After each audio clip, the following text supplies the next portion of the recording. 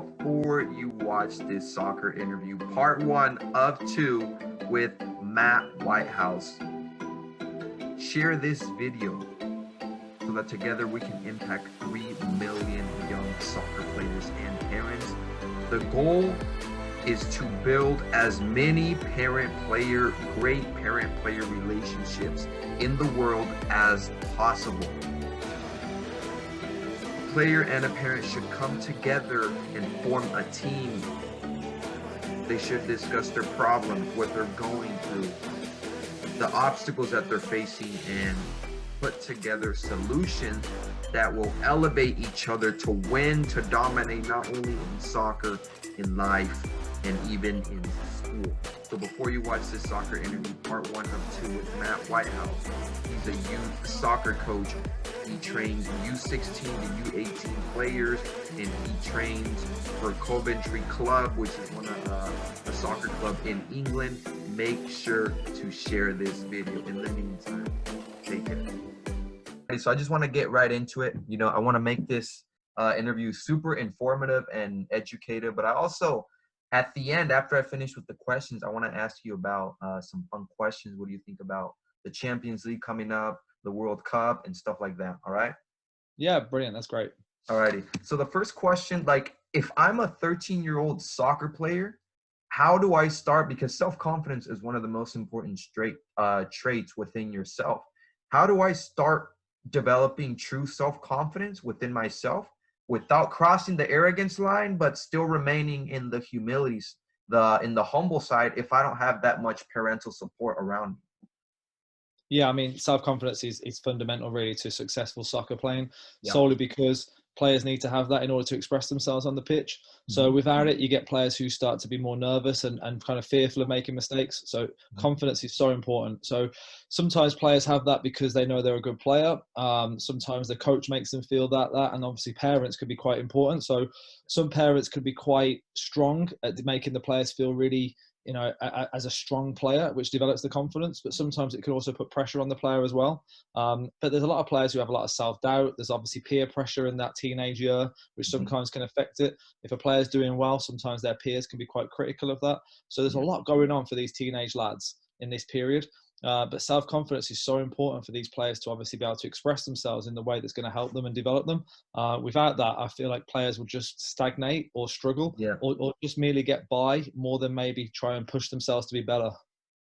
Yeah, so over there in your club at Coventry, how do you, because I was looking at your LinkedIn profile, and you're also a technique specialist, a little bit of psychologist and scouting. For you, if you were going to have a training session with me, do you just focus on developing the technical side, or in the process, the confidence just starts developing when you start getting better? Yeah, see, my belief is that the psychosocial element really does determine everything. So instead of putting it into a corner and saying, we'll focus on the psyche, it's everything you do. So it's everything that you talk to the player, the environment you create, the kind of culture that you create really determines the psycho side. Within that, then, if you develop a really strong psychosocial program, the technical, tactical, physical develop from that. Because what you develop then is stronger mental kids, more confidence, better growth mindset, a willingness to try things and also develop their game further. So for me, working with young players individually, it's very much about practicing their game and making them better and more refined, and giving them a lot of opportunities to have that repetition, so that when you have the repetition of being a goal scorer, for instance, and different angles of finishing and different types of finishing, the player then starts to develop their confidence that they are now more refined in their techniques. Sometimes we could be quite critical of players as coaches, but we don't necessarily do the work needed to help that close the gap. Effectively, these players are there to be developed and worked with. We sometimes are quite critical and fixed in our beliefs on these players, when actually it should be, okay, they're struggling with their one-touch finishing, or they're struggling to finish with a curl finish. So let's work on it. And then a practice of that will then develop those players' ability to then be more attuned at it, which in turn then develops their confidence to be more positive to try it. And then if their success comes from that, then the success then develops more confidence as well. So now that they start to believe in themselves a lot more, because now they're starting to see the fruits of their work, really. which is why training and practice and developing your game is so important, because it really does come down for me of how much you put the work in will show on the pitch.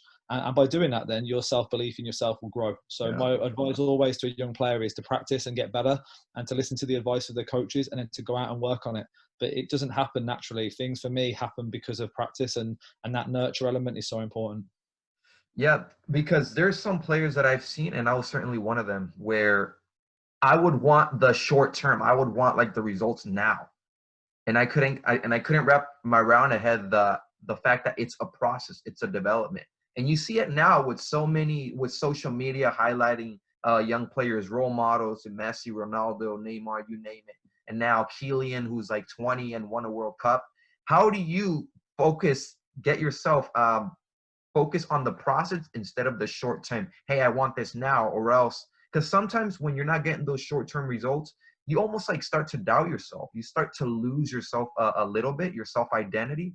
How do you, as a coach and parents, can instill that belief in young players that, hey, it's all about the process? Sooner or later, if you start developing year after year, you will start to get your opportunity.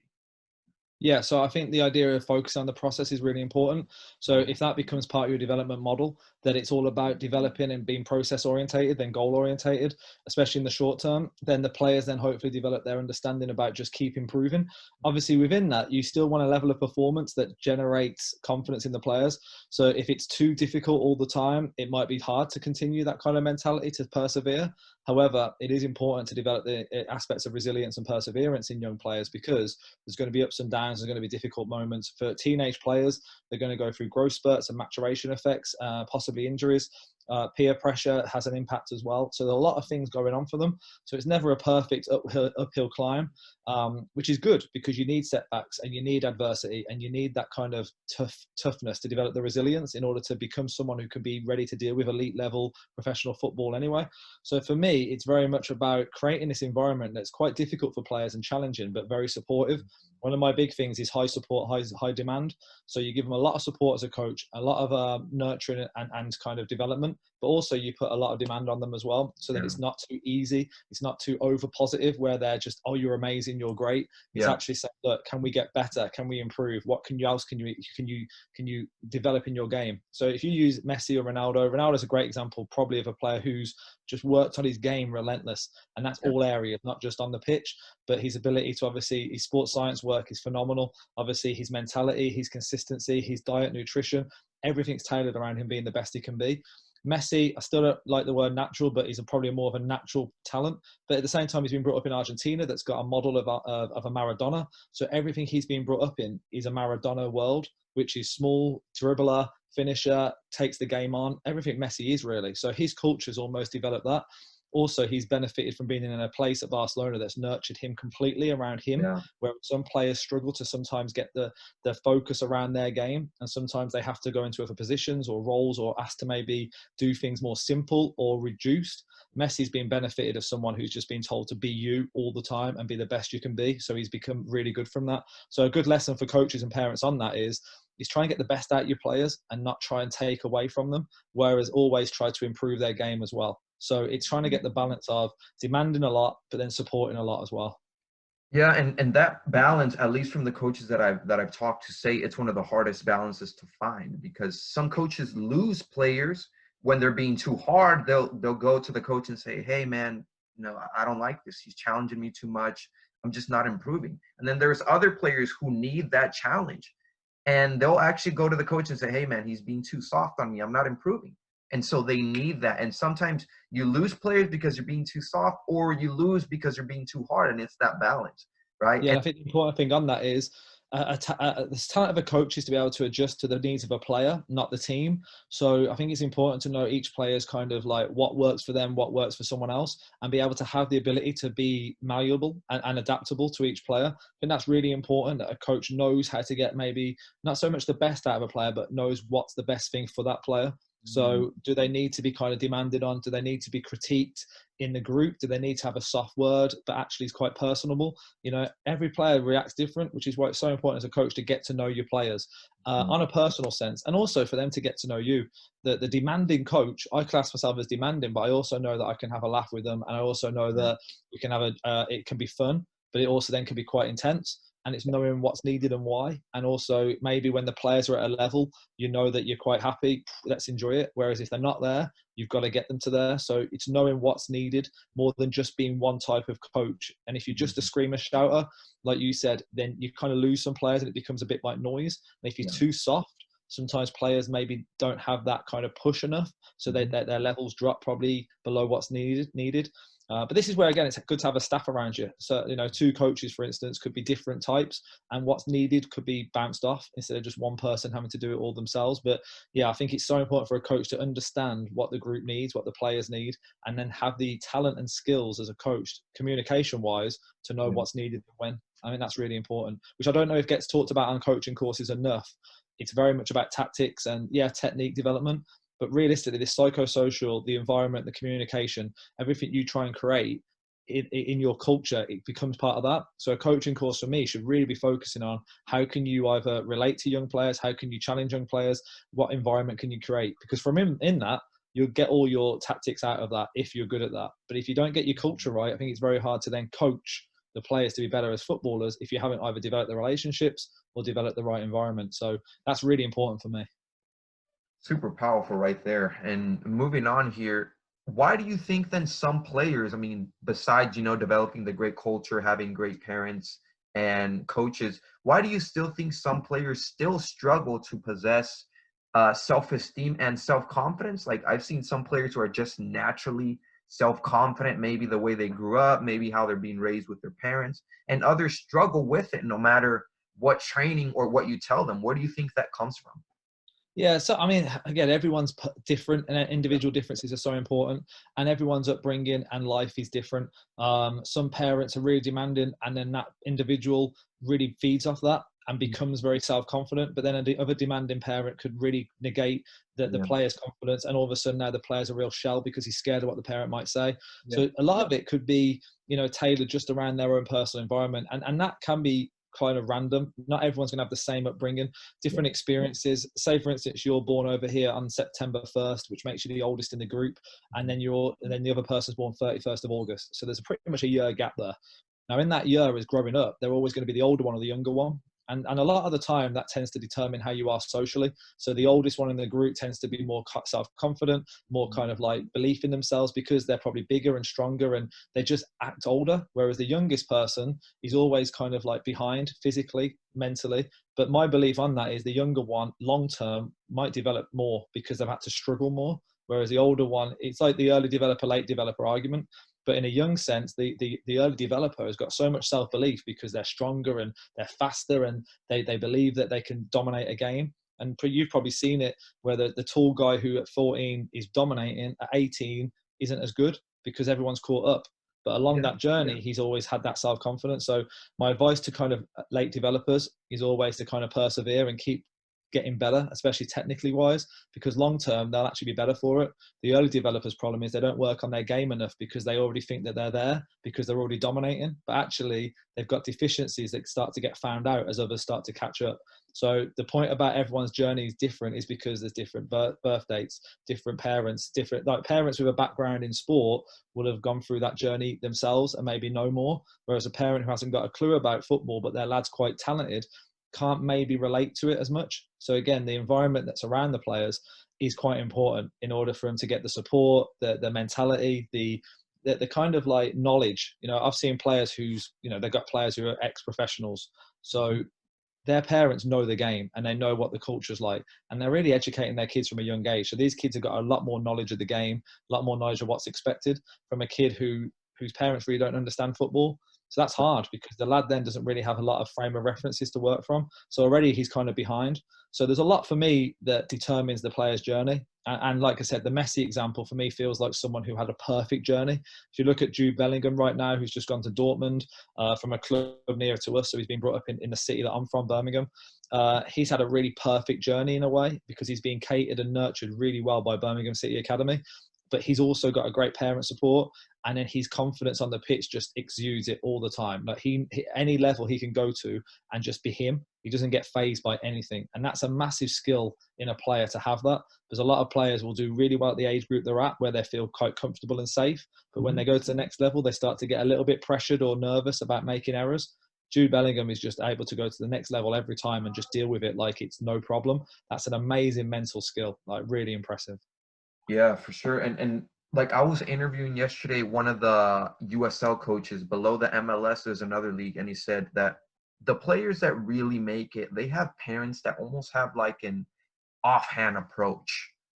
Like they're not on them too much. They let the player trust the process, the coach, and then they let the player come to the parent with a suggestion, a worry, and they'll just remain silent, right? They don't try to, hey, you should be doing this. I see you doing this. No, this is a mistake. No, I'm investing this much time and money into you. I can't believe you're doing this. They have that hands-off approach. Is that true over there? Yeah, I mean, everyone's got different. There's some very demanding parents that players will obviously get more opportunities because the parent will take them everywhere and develop. But ultimately, the player then becomes maybe too reliant on the parent. The best parents tend to be the ones who trust the coach, but work with the coach as well. So they're still involved in the lad's development, but they're very much working with the coach instead of against. One of the biggest issues parents have is that they go against the coach and the information that the academy is kind of given, which then obviously creates a problem, because then the player's hearing negatives from home about what's happening. So then he starts to question what's right. Whereas if it's working together, like in a triangulation effect where everyone's working for each other, then everyone's just working for the help of the player. And that's the same in like a multidisciplinary team. If everyone in the departments is working together to help this player and they're all working together, the player will benefit. But if there's differences of opinion and the player gets mixed messages, that's the tough part. And I think sometimes parents can be a little bit over demanding or step over their role of coaching and don't trust the coach. But when you get that right and they trust it, and this is where I always advise parents personally, for me, is to come to the coach, come to myself and ask the question. I'm not a big fan of pushing parents away, because what you do then is a big part of that player is the parent. They go home, they go in the car. If you're working with the parent understands what you're asking of them and they understand it because you've worked with them, then you've got a better relationship, and actually then the parent believes in you and trusts you a bit more. So for me, that's really important to work with the parents, but the parent has got to work with you as well then. And then by doing that, the hope is that the parent says, you listen to your coach, you trust what he says, and I'll support you instead of demand on you. And look, you can never know exactly what parents say to their kids, but you do see the ones whose parents are a lot more supportive and less intense and kind of negative. Their players it's very hard to kind of succeed in that environment for me. And it's very interesting that you said that you actually come and don't push the parents away, because some coaches will push the parents away because they're too nagging, they're annoying, they keep calling them, emailing them, and you take the different approach and say, okay, come after me after training, you have a concern, we'll address it here. And then you get the parent to trust you, because guess what? Because the player is living with the parent every day. So if you get the parent to trust them with you as a coach, well, now naturally the player and the parent will trust you as a coach. Exactly, yeah, and that's my belief really, is that you're kind of working with the player and the parent in this situation. You work with young players. In an ideal world, you want to say just let them come to us and don't talk to them. But that's not trusting the parent as well. You got to trust the parent to be a parent to the player and to kind of say to them, look, you know your lad more than anyone else. We're going to help you work with them as well. But everything we do, we want you to then transmit that at home as well. So talking about developing growth mindset and developing a process-orientated approach, you want the parents to understand this also. And also, if you allow the parent to discuss with you, they don't put up that front, because then they feel like they haven't been let in. Some parents just want to be heard. Do you know what I mean? They just want to kind of have their opinion given. If you're a coach who doesn't want that, I think you've got to be a little bit more open to it, because it's giving up a bit more of your time. But if you're a coach who cares about your player's development, that extra bit of time could really help that player's development, because the parent now can support that. So for me, it's kind of having that give and take of, okay, a little bit of my time, but actually it's helping the players and the team I'm working with. So it's not a burden on me at all. It's part of the process.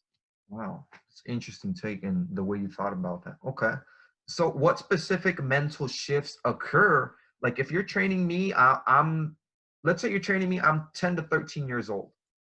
What's changing mentally? And then when I 2 to 3 years later, what changes when I'm 14 to 16 and then 17 to 20. Yeah, so the good thing about working with young players is that they've got so much energy and enthusiasm, and they're not haven't got a social concerns really. So they give you everything. So between like 9s to 12, you've got this great energy from players where they just like feed off the coach. They don't really care about peer pressure too much, so they just give their all. They don't get hampered by it. They've got really good self-confidence usually if the environment's right. Then when they get into the teenage years, they start to get a little bit of that. Well, they start to mature and they get their puberty elements, and they get a little bit more moody. They get a little bit more too cool for things. So do you know what I mean? So they start to be a little bit more reserved. The peer pressure becomes more stronger. At secondary school now, you've got things like girls that are becoming a bit more distracting, and so there's a lot going on. And it's trying to, as a coach, start to respect those. And I think these days as well, kids at that age are probably thinking they're older than they are. So you've got to be, as a coach, someone who kind of gives them a little bit of that respect of treating them more like older players. By that, then they give you that respect as well, and then you can have a better relationship. I think by trying to treat them like kids, they kind of think, no, you treat me like a baby, and so you don't get that buy-in. And a lot of coaching for me is really about relationships and getting that mutual respect and working together. So as they get older into that teenage years, it's really starting to work with them in a more professional sense, in a sense like, you know, I'm going to treat you like a young adult, but then you also as a player need to give me that respect back and act in the right way. So it's a really good age group actually to work with, because you get more from them in a development sense. You just have to give a little bit more of your coaching to them in a sense of trusting them and respecting them more. The younger ones is just great. You can just be energy and positive and create really dynamic sessions, and the lads just feed off it. As they all get older, they kind of are looking for you to be a bit more knowledgeable, but also to create an environment that they can feed off, but then also to treat them in the right way, that they feel like they're being valued. That's a big thing. And I feel like this is the new culture, the new generation want to feel like that. Just the old school kind of authoritarian discipline, like you listen to me, I'm the teacher, I'm the coach, and you do what I say. I feel like that's changing. And as a coach, you've got to be able to adapt to the fact that it's working together. And these young players want you to kind of value them before they start to maybe buy into you. And it's just having a relationship. You're not taking a lot from yourself. And actually, that should be how it is. You don't just want to shout and scream and get a response. You want to be able to coach them, which means working with them, because ultimately it's their development. So the idea is that you're there to support them. And when they get that and understand it, you get more from them. You know, if you're just saying, do what I say, they'll do it, but they'll do it with almost a fear. If you work with them, you'll get more out of them as a player. So I think it's important that as coaches, we almost kind of can give something back to the players more positively than just say, I'm coach, you listen to what I say. Yeah. Wow. It's very powerful right there. Okay, so we touched base on praising and challenging players. What is the right way to praise a young player? Because there's times I've seen parents, they praise the outcome, saying, oh my God, yes, you won 3-1 today, you scored 2 goals. But then if they don't get that specific outcome that the parent is looking for, what changes? Should you praise the effort or the outcome? Yeah, so in a growth mindset environment, it's all about effort and not about the outcome. However, going back to the confidence thing, there's nothing wrong with supporting, you know, being good at scoring goals or, you know, being a really good defender. I think it's important that you're impacting games in a positive way. I think as a player, as a coach or a parent, the important thing is that you're valuing what the player does. So if it's all about scoring a goal and they don't score a goal, is that now a problem, or was their performance actually really positive? Was there loads of things you could have taken? So I think it's important not to just judge them on one thing and then say that's the be all and end all. The key thing is, okay, what did you bring today? Did you bring positive energy that actually helped your teammates, or were you negative because you were stroppy and moody? Like, what helped? Because that might be more important than scoring 2 goals, because actually your influence on the group or how your performance suffered because of how you acted on things. So for me, it's really important that the player focuses on, like you said, the process element of what should I achieve today? Is it about working hard? Is it about supporting my teammates? Is it about reacting positively when I make a mistake? Because all those elements will help their performance. But if it's just judging on scoring a goal, they can score a goal in a game in 90 minutes and actually have had a really bad game. But then if they're judging it on that one goal, that's really limiting to their development. But if they're judging it on their overall performance and ticking boxes to think, did I tick the psychosocial bits really, which is work rate, emotional control, you know, support of the teammates, communication. if they do those bits right, performance tends to develop from that anyway. But I think it's important that parents don't necessarily always judge the outcome, such as the result. Like, I mean, there's games where teams that I've had have played really well and we've lost. And it's not as nice as winning, but actually the performance was so good that you think, look, you play like that, that's fine. Whereas on the other side, you can win a game and it was really not very good. And it's like, we can't just be thinking, wow, well done, because we're not in the results game, which is all about winning. We're in the development game, which is we want to win games because we compete. Competitiveness is a big part of my kind of culture. Being competitive, being intense, they are important, but it's not the be all and end all.